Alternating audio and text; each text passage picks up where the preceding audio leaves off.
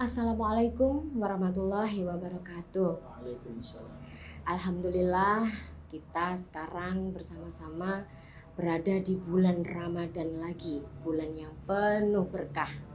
Nah, pada momen yang berkah ini, marilah kita bersama-sama menjelajahi keindahannya, menjelajahi maknanya, menjelajahi keutamaan yang ada di bulan Ramadan ini, karena kita tahu bahwa bulan Ramadan adalah bulan yang sangat-sangat ditunggu oleh seluruh umat Islam di dunia ini.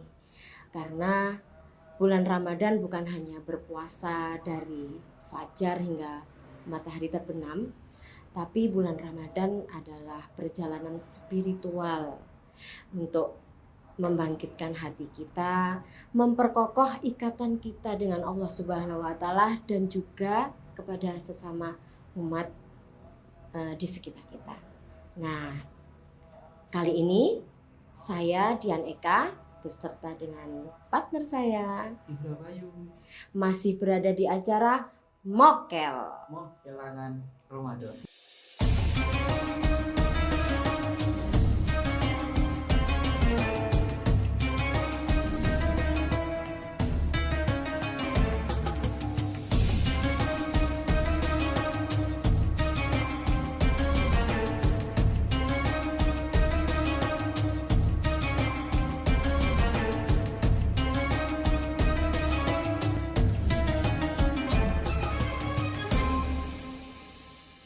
Ustadz Imanul Abadi. Pada kesempatan kali ini kita akan lebih ingin mengenal lebih jauh tentang sebetulnya apa sih maksud peristiwa nuzulul Quran ini, Pak. Ya, Assalamualaikum warahmatullahi wabarakatuh. Waalaikumsalam. Bismillah, alhamdulillah, wassalatu wassalamu ala rasulillah. Wala hawla wala quwata illa billah, amma ba'du. Nuzulul Quran. Secara bahasa nuzul itu adalah turun. Jadi nuzulul Quran itu dijadikan turunnya Al-Quran seperti itu. Nah, karena makanya kan bulan Ramadan kan dikatakan bulannya Al-Quran. Kenapa demikian? Karena turunnya Al-Quran itu pas hari Senin malam 17 di bulan Ramadan. Makanya kan kalau gitu kita perlu kita ketahui, karena sebenarnya kan Al-Quran diturunkan menjadi dua fase. Jadi fase yang pertama itu diturunkan dari Lauhul Mahfuz ke langit dunia kan seperti itu. Dari Lauhul Mahfuz ke Baitul Izzah di langit dunia kan seperti itu. Jangan seperti itu. Itu diturunkan pas malam Lailatul Qadar. Makanya kan Allah dawuh inna anzalnahu Fi lailatul qadar. Inna sesungguhnya anzalnahu punya itu maksudnya adalah Al-Quran fi lailatul qadar dalam lailatul qadar. Kemudian fase yang kedua itu Al-Quran itu diturunkan secara berangsur-angsur Tidak sekaligus. Iya betul, sesuai kebutuhan umat saat itu kan seperti itu. Makanya kan ayat yang diturunkan pertama kali adalah surat Al-Alaq ayat 1 sampai 5. Pas Rasulullah pas ketepatan beliau berada di gua Iqra bismi rabbikal ladzi khalaq sampai ayat 5 kan seperti itu. Itu yang diturunkan. Fase yang kedua diturunkan secara mutawatir atau bertahapnya seperti itu sampai 23. Itu pada saat itu ada peristiwa apa, Ustaz? Sehingga diturunkanlah Oh iya, ketika itu Rasulullah itu beliau sedang uzlah itu menyendiri dalam gua seperti itu. Rasulullah kan, Rasulullah itu kan kalau di khulaso atau di tarikh Islam itu kan beliau ketika sudah berumur 40 tahun itu lebih banyak menyendiri. Katakan menyendiri itu dia tidak banyak bergaul dengan manusia. Menjadi 40 tahun. Umur 40 tahun. Berarti itu sebelum apa sudah beliau menikah? Sebelum maksudnya? Sebelum apa sudah beliau menikah? Oh, sudah menikah. Sudah menikah ya. Sudah menikah. Jadi beliau mulai umur 4 tahun itu lebih banyak uzlahnya seperti itu. Dan Rasulullah itu kan tidak seperti kita kan, beliau itu kan. Iya. Ya, nggak memang punya manusia nafsu tapi duniawi ya, yang begitu. ya, dia itu manusia tapi tidak umumnya manusia seperti Ya. kita kan seperti itu. Ya, mungkin seperti itu kalau penjelasan nuzul Quran. Nuzul Quran. Peristiwa turunnya Al-Quran. Peristiwa yang turunnya terjadi pada dua fase tadi yang saya Iya. jelaskan tadi. Seperti itu. Nah, saat ini mengapa nuzul Quran itu dianggap sebagai rahmat bagi umat manusia? Ya, jelas rahmat. Syahrul Ramadan alladzi unzila fihil Quran. Jadi, bulan Ramadan adalah bulan turunnya Al-Quran. Fihi hudal linnasi, yang dalam itu adalah sebagai petunjuk bagi manusia seperti itu. petunjuk. Petunjuk bagi manusia. Wa bayyinati minal huda wa furqan, sebagai pembeda antara yang benar dan yang buruk, kan seperti itu. Dan jelas menjadi rahmat toh, menjadi pedoman. Makanya kan apapun ya langkah-langkah kita tidak boleh melanggar dengan Al-Quran. Menjadi pedoman hidup kita kan seperti itu. Kan seperti itu. Ustadz, karena apa itu nuzulul Quran itu kan turunnya Al-Quran itu kan nggak sekaligus gitu ya, Nggih, sesuai nggih. dengan apa yang Kebutuhan pada saat umat itu ya. saat itu ya, Nah, seperti itu. Kemudian pada saat setelah diturunkannya ayat Al-Quran yang pertama itu, Iya. itu bagaimana mempengaruhi perubahannya seperti apa pada masa itu? Perubahan sosial dan spiritual umat Masyarakat pada saat itu. Oh ya saat jelas, itu. jelas sangat apa ya, sangat berpengaruh karena Rasulullah itu ketika menerima wahyu berupa Al-Quran itu pasti istilahnya kalau di Islam itu ada asbabun nuzul, sebab-sebab diturunnya Al-Quran itu apa? Ya, itu Seperti itu. sebabnya diturunkan Al-Quran. Misalnya karena itu kayak surah Al-Lahab kan seperti itu kan, Ya, dia menceritakan menceritakan tentang Abu Lahab, Abu Lahab. Ya. seperti itu. Peristiwa saat itu kemudian memunculkan wahyu dari Allah Iya, kayak gitu, seperti untuk itu. menyelesaikan masalah yang sedang dihadapi Iya. pada saat itu. Makanya kan Rasulullah itu Al-Quran dikatakan kan mukjizat terbesar. Iya. Seperti itu toh. Hmm. Kalau mukjizat yang lain itu sifatnya kan sementara, ya toh? Hmm. Kata Nabi Rasulullah pernah apa itu membelah bulan menjadi dua, Ya. kemudian memperbanyak makanan. Tapi sebenarnya kan sementara. Tapi kalau Al-Quran mulai dulu sampai sekarang tidak ada yang mampu merubah. Makanya Al-Quran itu akan jadi apa itu, wahyu yang paling besar Rasulullah SAW sampai besok hari kiamat. Bahkan seluruh peristiwa yang terjadi itu sebetulnya sudah dituangkan di dalam Al-Quran gitu ya. Semuanya seperti itu.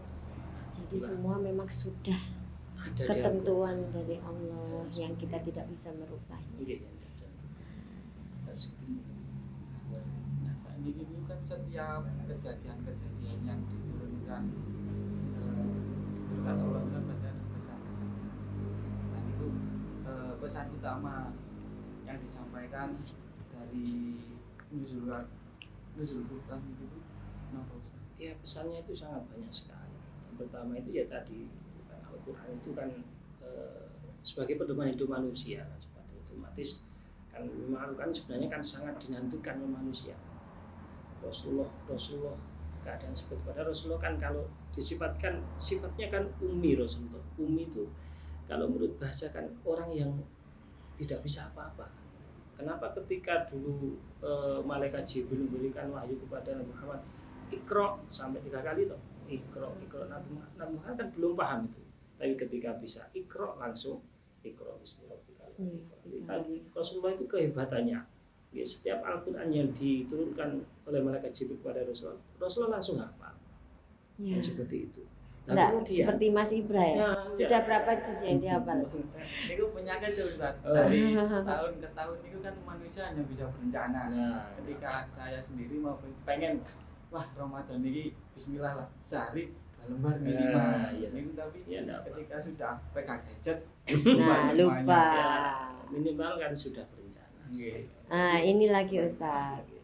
Kalau gimana kalau kita bisa membaca Al-Quran, tapi kan kita tidak tahu maknanya dan artinya. Itu sebetulnya gimana Ustaz? Ya, itulah keistimewaan Al-Quran. Al-Quran itu meskipun dibaca, tapi dia itu tidak mengerti artinya. Kan bernilai ibadah di hadapan Allah SWT. Amin. Makanya kan kata Rasulullah kan satu huruf Al-Quran kalau dibaca dengan benar itu nilainya adalah 10 kebaikan.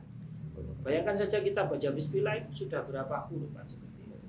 Bahkan Rasulullah dalam hatinya kan alif lam mim itu bukan satu huruf, tapi alif lam dan mim seperti itu sampai seterusnya. Bayangkan kalau jenengan itu katakan satu hari satu halaman saja sudah berapa kebaikan yang jenengan lakukan. Ya. Rasulullah sangat menganjurkan kita. Tapi katanya salah ucap, salah arti juga Ustadz ya. Berarti harus dipelajari benar-benar. Iya, memang kan sangat dianjurkan warotilil Qur'ana tartila, dan baca Al-Quran dengan tartil kan seperti itu. Nah, kalau kita melihat dari situ, makanya belajar Al-Quran sebenarnya hukumnya adalah wajib. Dan sebenarnya wajib pertama yang wajib mengajar adalah orang tuanya kan seperti itu. Kan ya, sebenarnya orang tua. Tapi kalau orang tua mungkin dia sibuk atau mungkin dia tidak sempat atau mungkin dia tidak bisa, bolehlah kita menitipkan ke ustadz atau ke TPG yang kita tuju untuk. Yang penting kita itu ada kepinginan. Ojo wis karepmu bagai iso maca apa besok kita dituntut oleh Allah Subhanahu wa taala. Dan seperti kalau pada umumnya ini ya, orang kalau sudah merasa terlambat gitu, misalkan nggak dari kecil gitu ya, untuk mempelajari belajar Al-Quran itu katanya lidahnya sudah kaku gitu loh Ustaz. Ya, terus ini caranya memotivasi kepada masyarakat yang merasa sudah kaku ini seperti apa? Sebenarnya tidak seperti itulah. Rasulullah mendahulukan kan belajar itu kan minal mahdi ilal lahdi, mulai dari ayunan sampai liang. Nah, itu tidak ada batasnya kan seperti itu. Sebenarnya tidak ada kok jere wong nopo niku nak jere itu kaku ilati.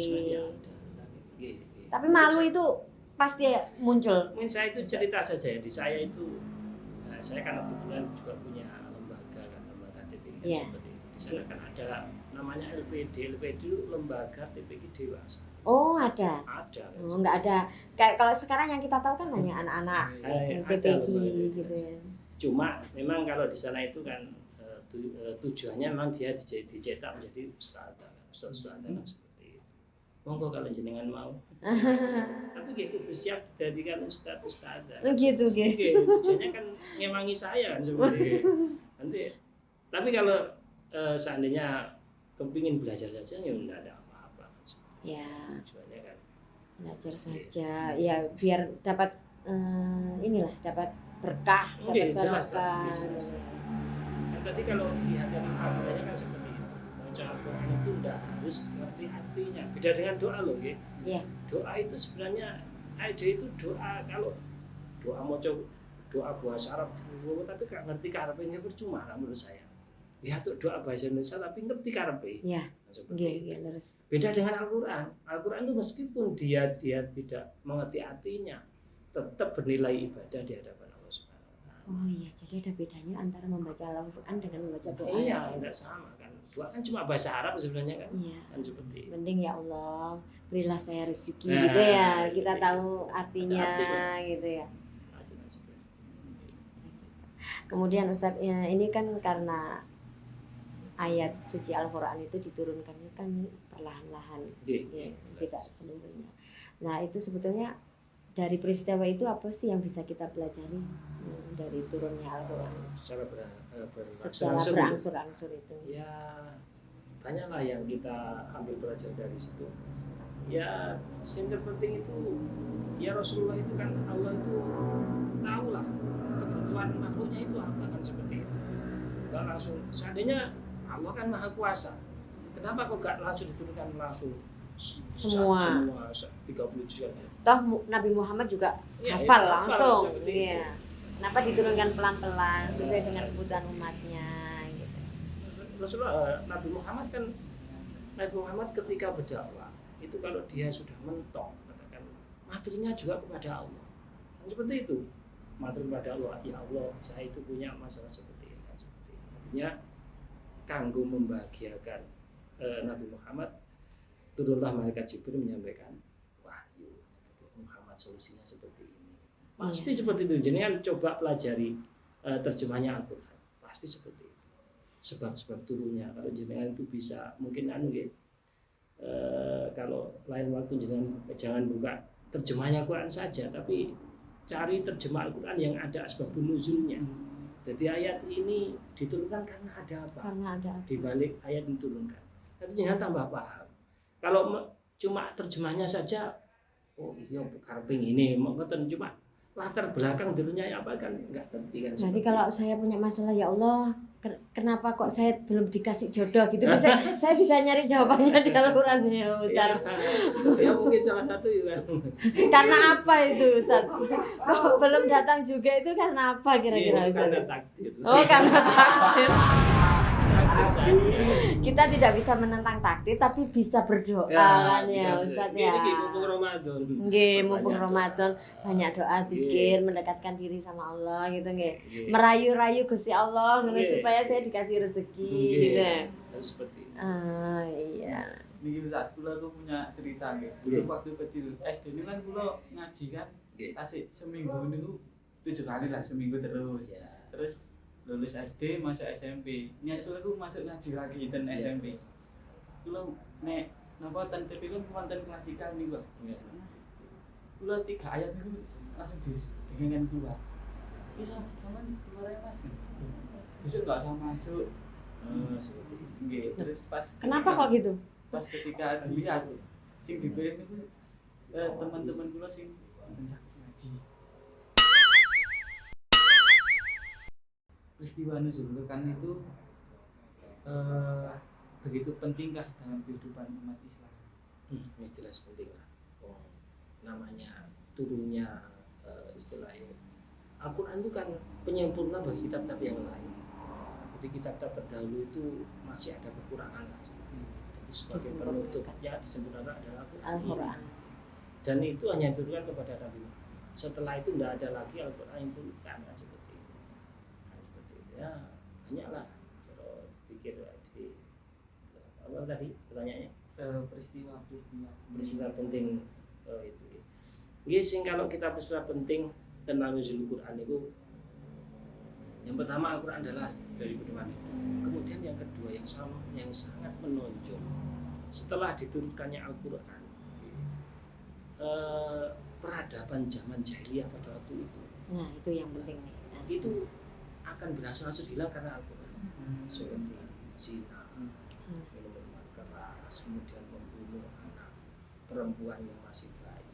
Itu secara perlahan-lahan berkurang karena turunnya Al-Quran tersebut pada masa jahiliyah itu. Ya, mungkin itu karena mukjizat Al-Quran. Karena mukjizat Al-Quran. Ya karena Gusti Allah melihat kok seperti ini umat saya. Akhirnya Gusti Allah menurunkanlah wahyu yang untuk menyempurnakan kejadian yang seperti itu tadi, menghilangkan zina. Seperti itu. Baik, Ustadz, sebelum kita lanjutkan, kita ada sesuatu yang di depan ini. Apa ini ya? Ustadz kalau kalau dingin-dinginnya suka minum jahe. Ya, ini ada empon-empon jahe. Jahe anget, enak, manisnya juga dari gula asli. Kemudian bisa untuk menghangatkan badan, untuk ya menghilangkan capek-capek mungkin ya. Apalagi musim-musim hujan seperti ya ini. Musim hujan seperti ini, masuk angin dan segala macam bisa hilang lah, terobati dengan hangatnya jahe yang diproduksi oleh RW5 ya. Sama itu satu lagi kacang kres. Iya, cocok nyemil. Nyemil kacang hijau kres didampingi sama minum jahe anget, sangat cocok. Itu sudah ada nomor HP-nya Ustadz, sudah bisa alamatnya kalau mau pesen. Untuk semua yang melihat program ini, kalau mau pesen ya boleh lah ya. Anget-anget. Baik, sekarang kita lanjutkan kembali ke masalah Al-Quran ini. Kalau misalkan seorang wanita kan pasti ada uzurnya ini. Kan itu katanya tidak boleh membaca Al-Quran. Tapi kalau untuk apakah bisa untuk, maksudnya hafalan atau belajar gitu, apa boleh apa tetap enggak boleh, Ustaz? Boleh kan gini kan, kita itu yang tidak diperbolehkan adalah memegang, ya toh? Memegang. Kemudian membaca. Oh, iya. Tapi kalau seandainya ada orang itu sudah hafal Al-Quran, Iya. misalnya ada berapa surat yang dia hafal, Surat yang dihafal. kemudian dia baca, itu juga tidak apa-apa. Oh, enggak apa-apa. Apalagi, tapi sebenarnya niatnya jangan baca Al-Quran sebenarnya. Iya. Oh, Apalagi gitu. kalau, ya, Niatnya apalagi enggak kalau baca. orang-orang itu yang dia itu ikut program tahfidz, itu kan ada istilahnya muroja itu mengulang kembali hafalannya kan seperti itu. Ya. Ya dia Nah, itu mengulang lagi. Iya, harus mengulang. Jadi dia itu niatnya memang muroja, bukan baca Al-Quran seperti itu. Tapi Muroja, untuk mengulang. menghafal Ya, gitu ya. menjaga agar supaya hafalnya tidak sampai Lupa. Ya. Atau mungkin ayat-ayat Al-Quran yang sudah dijadikan doa. Kata Rabbana hab lana min azwajina wa Iya. Oh, enggak apa-apa itu. Enggak apa-apa itu. Kalau ikut tahlil? Ya, termasuk tahlil. Tahlil kan sudah jadi satu rangkaian. Jadi dia itu sudah ada Al-Qur'annya, kemudian ada ayat-ayat kalimat-kalimat thayyibah. Rata-rata tahlil itu memang diambilkan dari Al-Quran semua. Iya, seperti semua. itu. Iya. Tapi kan niatnya kita Kita baca tidak Al-Quran. pegang Al-Quran juga Iya. ya. Niatnya jangan baca Al-Quran, tapi niatnya tahlilan.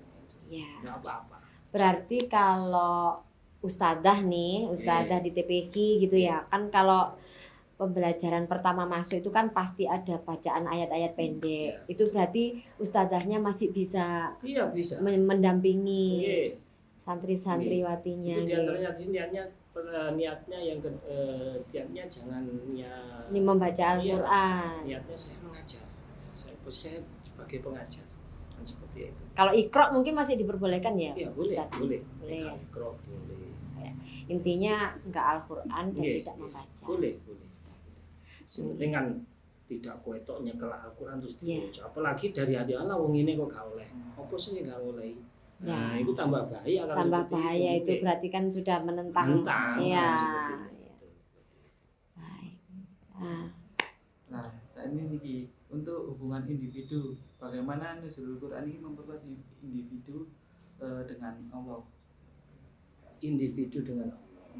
Kan ya gini ya. Jadi kalau orang itu kepingin bermunajat kepada Allah atau ingin berbicara dengan Allah kan di antara salah satunya adalah dengan baca Al-Quran. Makanya kan sebenarnya kalau bisa baca Al-Quran jangan baca saja, tapi apa diresapi artinya kan seperti itu. kayak Ustadz Ya, matur diresapi tadi ya, artinya. sama Sebenarnya artinya. seperti itu. Tapi kan ya kembali kan tadi sebenarnya kalau penting sekali memang memahami kandungan Al-Quran tujuannya itu kita nanti soalnya kalau kita itu mengerti artinya kita bisa berhubungan langsung dengan Allah. Kan seperti itu, misalnya seperti itu. Makanya dengan datanya Al-Quran ini sangat berpengaruh sekali terhadap seorang hamba, hubungan hamba kepada Sang Pencipta kan seperti itu sangat berpengaruh. Ustadz, ini kan sekarang dunia sudah semakin berkembang Iya, pesat begini iya, ya. Tapi kalau kita ingin kembali ke masa lalu sebetulnya dan itu bisa buat pengingat bagi umat Nabi Iya, Muhammad nggih. iya. Peristiwa pada saat Nabi Muhammad menerima wahyu ini ada kejadian apa sih yang bisa menjadikan kita meniru suri tauladannya Nabi Muhammad? Kesabaran yang seperti apa, terus peristiwa apa yang terjadi kala itu yang membuat kita itu harus selalu berpegang pada kesabaran Kesabaran Nabi Rasul. Muhammad ya. Ya Rasulullah itu kan memang apa ya, manusia yang pilihan kan seperti Ya. itu. Kalau kita berbicara kesabaran, kita tidak ada apa-apa dengan Rasulullah. Makanya kan Rasulullah itu kan mendahulukan. Sebenarnya kalau kita itu umumnya manusia, karena seperti umum orang kan seperti itu. Ketika kita itu disakiti orang itu harus kita Itu yang susah. Nah, ya susah. Susah kita. Ketika itu Kita dimarah aja sudah dendam ya mungkin ya. diputus silaturahim dengan orang, sunahnya kan kita harus menyambung. Padahal umumnya kita kan enggak. Saya enggak jauh-jauh hari raya saja. Hari raya itu mesti aja digoleki. Dulurku sing gelem moro ya tak parani. Sing gak gelem moro ya ora tak parani. Nggak boleh ya Ustaz. Nggak boleh. Rasulullah sangat menganjurkan mana yang saudaramu sing memutus silaturahim, justru itu yang harus kamu kamu sambung silaturahim. Lah kok hari ini ono opo kan seperti itu. Dan seperti itu toh. Berilah kepada orang yang tidak pernah memberimu. Rasulullah kan mengajarkan seperti itu. Padahal umat dhewe ya koyo ngoten iki. Posone sing mewehi aku ya tak wewehi. Sing gak ya itu wis ndak ikhlas berarti ya. Ya. Jadi malah koyo walas-walasan seperti itu. Dan pertanyaan terakhir dari Mas Ibra. Nah, dan ini apa yang dilakukan umat Islam untuk menghargai dan memahami makna peristiwa nuzulul Quran secara lebih mendalam Semacam ya minimal. Ingat nih. Minimal. Ya napa Ustaz? Bulan Ramadan. Iya. Kita akan tahu kalau bulan Ramadan kan bulan turunnya Al-Quran. Ya. Karena bulan momen turunnya Al-Quran dulu bulan Ramadan. Makanya ketika Ramadan datang itu kita sudah ancang-ancang lah. Ramadan tahun ini aku tak ngatamno Al-Quran. Amin ya Allah. Meskipun hanya satu kali dengan seperti itu. Harus punya istilahnya di planning lah seperti itu, jauh biasa. Padahal kan Rasulullah itu kan napa niku dawuhna menganjurkan nggih nawiru buyutakum bisolah wa tilawatil Quran. Sinarilah rumahmu dengan sholat dan bacaan Al-Quran. Nah ini mumpung Ramadan, niki marilah kita start awake ini. Di reset malih. Enggak kalau habis buka terus ngantuk, warken gitu ya Ustaz. Ya nikulah. Makanya ini waduh kita target. Aku kok mari katakan seperti itu. Satu hari harus bisa 1 juz misalnya seperti itu. Kita bagi katakan kalau misalnya 1 juz itu 10 lembar seperti itu ya. Kita buat 2 lembar lah setelah selesai. Ustadz punya rumus khusus nggak? Gimana caranya khatam Al-Quran dalam jangka waktu kalau bulan Ramadan? Nggih punya lah. Ya salah satunya tadi. Setiap habis sholat berapa lembar gitu? 2 lembar. 2 lembar. Berarti 4 halaman. 4 halaman seperti itu. Nanti insya Allah bisa. Tapi dikembalikan lagi kita itu harus istilahnya ngerengi nafsu.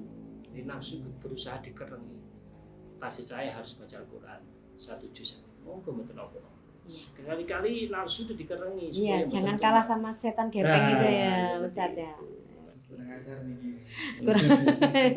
Waduh kalau sudah ngobrol gini rasanya tidak mau berhenti karena masih banyak yang ingin kita tanyakan. Tapi ya apa daya.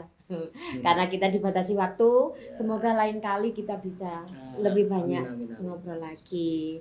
Dan yang bisa saya rangkum di sini bahwa nuzulul Quran itu sebetulnya adalah turunnya Al-Quran ya Ustadz, dan bulan Ramadan ini adalah bulan turunnya Al-Quran, dan turunnya tidak langsung tapi bertahap sesuai dengan kebutuhan umat manusia pada saat itu. Baik, kita akhiri, sampai jumpa lagi di program